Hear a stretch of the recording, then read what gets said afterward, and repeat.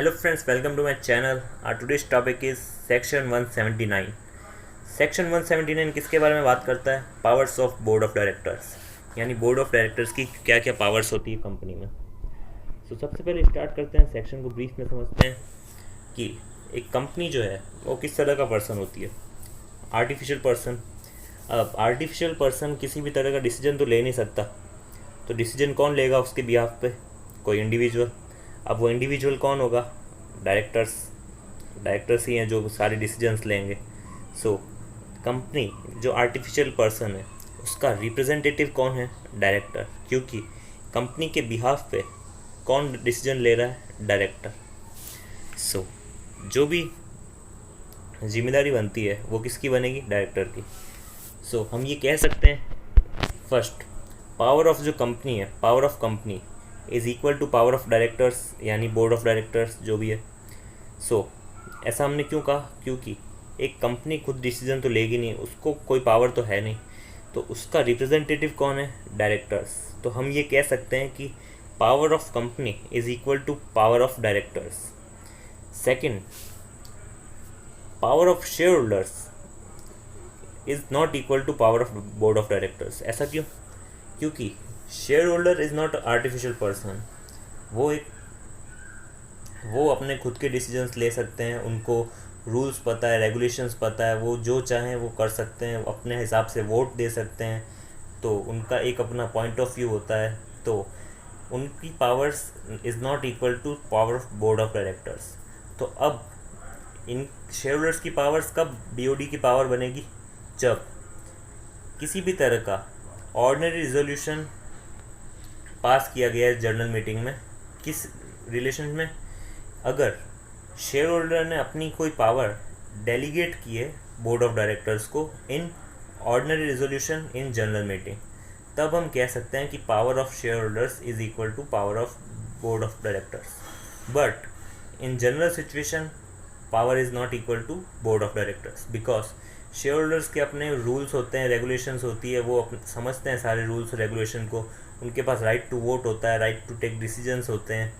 तो अगर सिर्फ एक कंडीशन पे उनकी पावर्स मैच कर दी जाती है बोर्ड ऑफ डायरेक्टर्स पे, जब वो अगर ऑर्डिनरी रिजोल्यूशन लें इन जनरल मीटिंग और वो कुछ पावर्स अपनी डेलीगेट कर दें बोर्ड ऑफ डायरेक्टर्स को। So this is the simple criteria of powers. अब हम स्टार्ट करते हैं अपना मेन सेक्शन, जो कि है सेक्शन 179। तो ये मैंने आपको बेसिक चीज़ बता दी। Power of company is equal to power of board of directors. Second, power of share holders is not equal to power of BOD, but subject to over in GM it can be possible, because if shareholders want to delegate some power to the board of directors, they can by passing ordinary resolution in general meeting.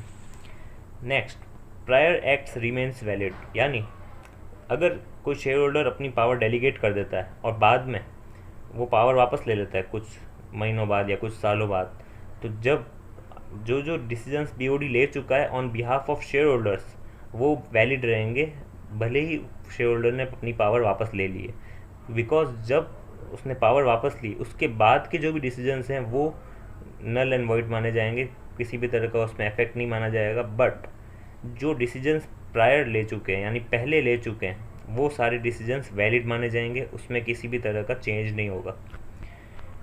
Next, other powers of BOD subject to resolution at board meeting.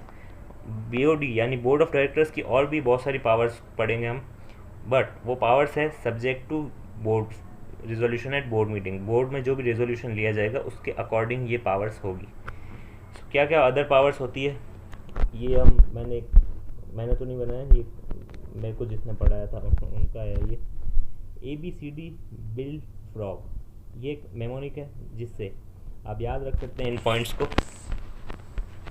So ABCD bill frog. A for amalgamation acquisition. किसी भी तरह का company जब amalgamation या acquisition करती है तो वो पावर रखता है board of directors. Board of directors अपने आप डिसीजन ले सकते हैं for amalgamation, acquisition. And second, borrowings. किसी भी तरह की बोरोइंग्स अगर कंपनी करना चाहे तो वो कर सकती है। बायबैक कॉल्स इन एरियर्स, ये बहुत सारे इश्यूज़ हैं जिनके बारे में बोर्ड ऑफ डायरेक्टर को पावर दी जाती है कि वो डिसीजन ले सकते हैं। वो कौन कौन से इश्यूज़ हैं? A for amalgamation, B borrowings, B to buy back, जो भी कंपनीज के बाय बैक ऑफ सिक्योरिटीज़ होती है वो, see calls in arrear, debenture issue कर सकती है, इन्वेस्टमेंट, जो भी इन्वेस्टमेंट करना है तो वो बोर्ड ऑफ डायरेक्टर्स कर सकते हैं कंपनी के बिहाफ पे, loans and advances, financial statement adoption, reconstruction, others as में भी प्रिस्क्राइब में हम 3 पॉइंट पढ़ेंगे अभी, and G for guarantee. Others में 3 पॉइंट इंक्लूड है। First, to make political contribution, किसी भी तरह की पॉलिटिकल पार्टी में अगर हमें कंट्रीब्यूट करना है कुछ रुपए तो हम कर सकते हैं। सेकंड, अपॉइंटमेंट या रिमूवल ऑफ केएमपी, यानी की मैनेजरियल पर्सन का अपॉइंटमेंट या removal. Third, appointment of internal and secretarial auditors, जो भी इंटरनल ऑडिटर्स होते हैं हमारे, जो इंटरनल कंट्रोल को संभालते हैं, वो उनको अगर हम अपॉइंट करना चाहते हैं तो बोर्ड ऑफ डायरेक्टर डेफिनेटली कर सकते हैं।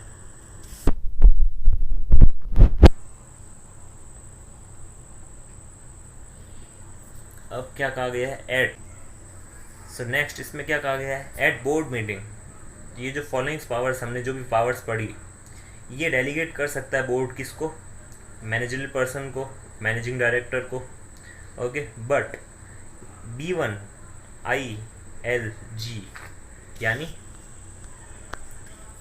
B1 borrowings, I investments, G guarantee, ये सब जो भी पावर्स है B1ILG, इसमें क्या है, कुछ ऐसे सब्जेक्ट टू सर्टेन लिमिट्स या रिस्ट्रिक्शन है वो लगाने पड़ेंगे, उसके बाद वो डेलीगेट कर सकता है पावर्स को। So this is the simple point. Next है छोटा सा अमेंडमेंट है, B1 यानी borrowings, I investment, L for what? Loans and advances. ये जो भी पावर्स है ये डेलीगेट करेगा board without holding a board meeting, subject to a resolution by circulation in case of a section 8 company. अगर कोई सेक्शन 8 कंपनी है तो वो रेजोल्यूशन बाय सर्कुलेशन कर सकता है, मतलब जब भी बोर्ड ऑफ डायरेक्टर्स को अगर ये पावर डेलीगेट करनी है तो वो विदाउट होल्डिंग बोर्ड मीटिंग भी कर सकता है बाय रेजोल्यूशन बाय सर्कुलेशन, जो हमने पढ़ा था resolution by circulation, okay. So this is a simple amendment. In case of section 8 companies there is no need to hold board meeting, उसकी जगह वो रेजोल्यूशन बाय सर्कुलेशन के थ्रू ये powers delegate कर सकते हैं। So this is a simple section.